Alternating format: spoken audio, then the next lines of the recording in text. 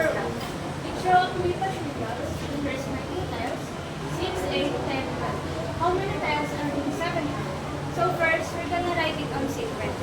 So 6, 8, 10, 12. 6 is the first row, and 12 is the fourth row. So we're gonna find the 7th row.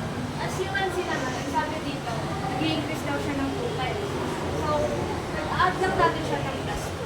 So 6 plus 2 is 8, 8 plus 2 is 10, 10 plus 2 is 12, 12 plus 2 is 14, 14 plus 2 is 16, and 16 plus 2 was 18.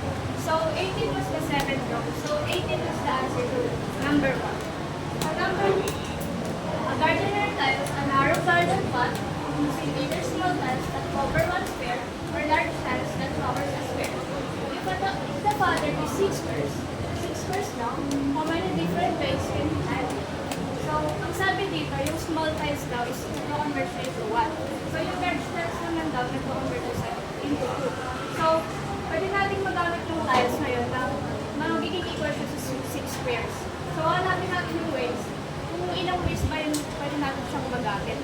So, kaya dito, small tiles. Small tiles was equals to 1. So, gamitin natin yung small tiles. Isang way lang natin magagamit yung small tiles.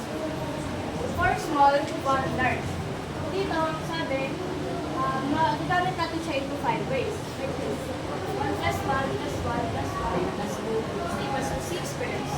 So, ganoon lang din siya. Parang may kumulog mo lang din yung third. Hanggang mag-1. Pwede naman siyang maulit. So, dito naman, 2 small, 2 large. 6 squares. Tapos gamit naman yung 3 large. Isang way lang din natin siya magagamit kasi equals to 6 lang din naman. Number 3, a student stock pattern ano siya. Row 1, 2 books. Row 2, 4 books. Row 3, 8 books. Row 4, 16 books. If the pattern continues, how many books will be there on 7 rows? So dito, parang gano'n lang ito sa number 1, pero i-multiply natin siya in the previous number.